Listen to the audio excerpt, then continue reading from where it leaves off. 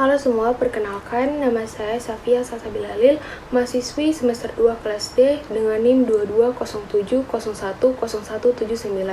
Di sini saya akan menjelaskan salah satu jenis penyakit yang disebabkan oleh parasit, yaitu penyakit malaria. Yang pertama adalah epidemiologi dari penyakit malaria. Secara epidemiologi, malaria adalah penyakit yang disebabkan oleh parasit Plasmodium dan ditularkan oleh nyamuk Anopheles. Selain oleh gigitan nyamuk, malaria dapat ditularkan secara langsung melalui transfusi darah atau jarum suntik yang tercemar darah, serta dari ibu hamil kepada bayinya. Malaria merupakan penyakit endemis di daerah tropis dan sebagian daerah subtropis di Afrika, Asia, serta Amerika Tengah dan Selatan. Di Indonesia, malaria terutama ditemukan di daerah Indonesia Timur. Di Indonesia, malaria ditemukan tersebar luas di semua pulau dengan derajat dan berat infeksi yang berbeda-beda. Penyakit tersebut dapat terjangkit di daerah yang mempunyai ketinggian sampai dengan 1.800 meter di atas permukaan laut. Spesies terbanyak yang dijumpai adalah Plasmodium falciparum, Plasmodium vivax, dan Plasmodium ovale yang pernah ditemukan di Papua dan Nusa Tenggara Timur.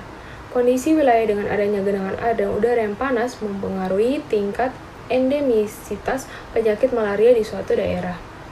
Selanjutnya adalah host phase dan nama penyakit. Parasit malaria memerlukan dua host phase untuk siklus hidupnya, yaitu manusia dan nyamuk Anopheles betina. Yang pertama, siklus pada manusia. Pada waktu nyamuk Anopheles infektif menghisap darah manusia, sporozoid yang berada di kelenjar liur nyamuk akan masuk ke dalam peredaran darah selama lebih kurang setengah jam. Setelah itu, sporozoid akan masuk ke dalam sel hati dan menjadi sporozoid hati. Kemudian berkembang menjadi skizon hati yang terdiri dari 10.000 sampai 30.000 merozoid hati, tergantung dari spesiesnya. Siklus ini disebut siklus eksoeritrositer yang berlangsung selama lebih kurang 2 minggu. Yang kedua adalah siklus pada nyamuk Anopheles betina. Apabila nyamuk Anopheles betina menghisap darah yang mengandung gametosit di dalam tubuh nyamuk, gamet jantan dan betina melakukan pembuahan menjadi zigot. Zigot berkembang menjadi ookinet, kemudian menembus dinding lambung nyamuk. Pada dinding luar lambung nyamuk, ookinet akan menjadi ookista dan selanjutnya menjadi sporozoid. Sporozoid ini bersifat infektif dan siap ditularkan ke manusia.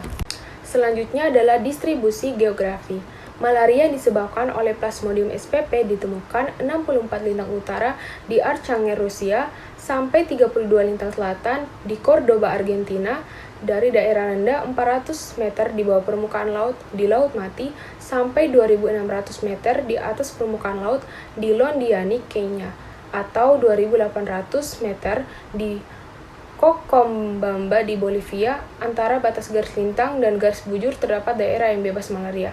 Di Indonesia, penyakit malaria ditemukan tersebar di seluruh kepulauan, terutama di kepulauan kawasan timur Indonesia. Selanjutnya adalah morfologi dan daur hidup.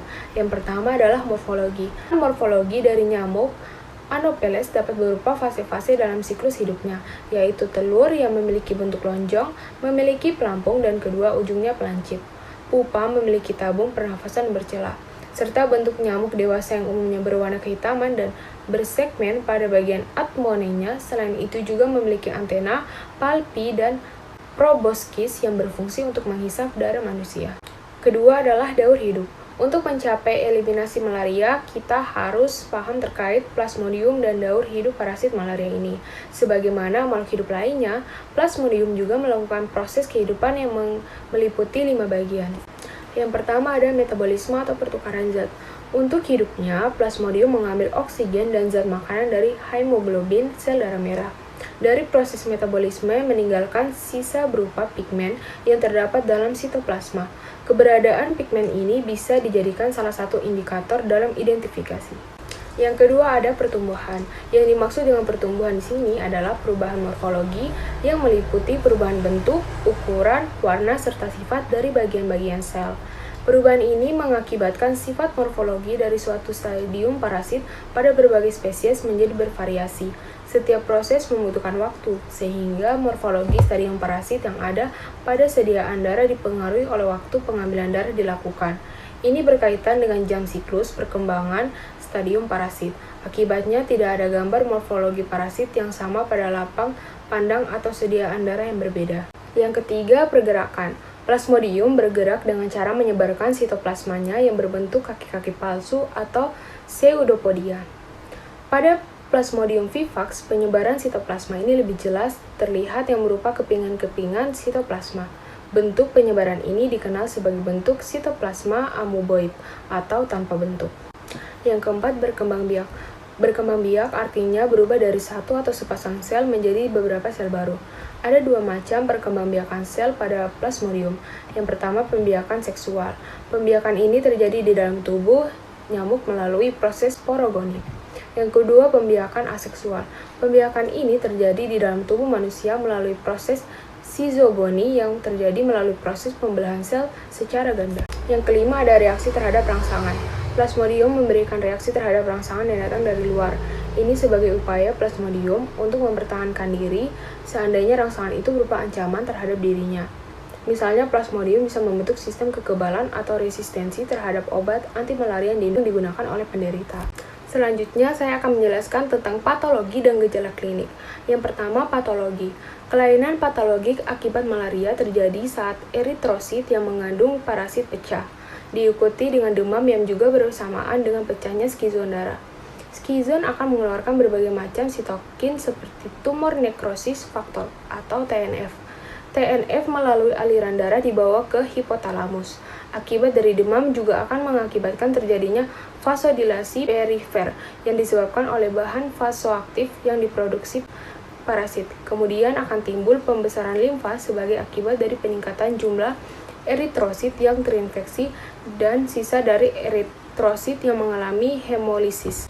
Dan penderita akan mengalami anemia yang disebabkan karena pecahnya eritrosit, fagositosis oleh sistem retikulum endotelial, hemolisis autoimun, sekuentrasi oleh limfa pada eritrosit terinfeksi dan normal, dan gangguan eritropoiesis. Kelainan juga terjadi pada pembuluh darah kapiler untuk kasus malaria tropika akibat dari sel darah menjadi kaku dan lengket saat terjadi infeksi. Yang kedua, gejala klinis. Gejala yang muncul tidak spesifik, seperti lemah, lesu, ketidaknyamanan perut, dan nyeri otot. Demam diikuti dengan gejala prodromal seperti rasa dingin atau menggigil dan berkeringat, sakit kepala, menggigil, dan muntah. Pada anamnesis, gejala utama malaria yang sering dikeluhkan adalah demam, menggigil, malaise, mialgia, gejala gastrointestinal seperti mual, muntah, dan diare, gejala neurologis seperti disorientasi dan penurunan kesadaran, sakit kepala, dan batuk. Gejala klasik malaria adalah demam paroksismal yang didahului fase menggigil, lalu diikuti demam tinggi dan berkeringat banyak. Selanjutnya adalah diagnosis. Penanganan dimulai dengan diagnosa malaria melalui pemeriksaan fisik dan tes diagnosis cepat, atau yang biasa disebut RDT, Rapid Diagnosis Test. RDT ini dilakukan untuk mendeteksi keberadaan dan jenis parasit yang ada di tubuh sehingga menyebabkan malaria. Hasil dari RDT ini juga sangat penting untuk menentukan jenis pengobatan anti-malaria yang akan diberikan kepada penderita. Selain RDT, terdapat pula pemeriksaan penunjang, yaitu pemeriksaan darah. Pemeriksaan ini terdiri dari dua jenis, yaitu pemeriksaan tetes tipis hapusan darah dan pemeriksaan tetes tebal hapusan darah. Selanjutnya adalah penata laksanaan. Pengobatan malaria dilakukan dengan pemberian obat anti-malaria untuk membunuh parasit.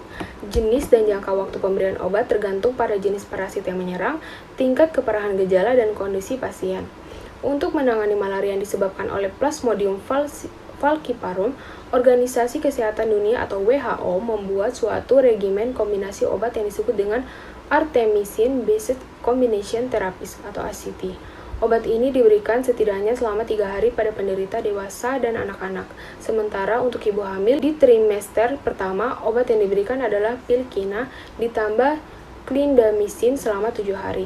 Untuk penanganan malaria karena infeksi Plasmodium vivax dapat diberikan kombinasi obat ACT atau obat chloroquine. Selain itu, guna mencegah kekambuhan malaria jenis ini, dokter dapat menambahkan obat primaquine. Untuk malaria yang parah, pasien akan dirawat di rumah sakit dan diberikan obat melalui suntikan. Setidaknya dalam 24 jam pertama, selanjutnya obat dapat diganti menjadi tablet. Selanjutnya adalah pencegahan. Malaria disebabkan oleh gigitan nyamuk Anopheles. Oleh karena itu, pencegahannya adalah dengan merubah pola perilaku manusia agar nyamuk tidak muncul. Berikut beberapa tips untuk mencegah penyebaran penyakit malaria. Yang pertama, gunakan kelambu ketika tidur. Yang kedua, memakai pakaian serba panjang seperti celana dan lengan panjang selama beraktivitas. Yang ketiga, hindari meletakkan pakaian basah di dalam rumah karena dapat menjadi tempat persembunyian nyamuk. Keempat, lakukan langkah 3M, menguras penampungan air, mengubur barang bekas, dan mendaur ulang barang bekas. Yang kelima, menggunakan lotion anti nyamuk yang mengandung DEET. Yang keenam, pasang obat nyamuk dan rutin menyemprot obat nyamuk terutama di pagi dan sore hari. Ketujuh, rutin melakukan fogging massal di daerah dengan tingkat malaria yang tinggi minimal sebulan sekali. Sekian penjelasan saya tentang penyakit malaria ini. Mohon maaf jika ada kata yang salah dan semoga video ini bisa bermanfaat. Terima kasih.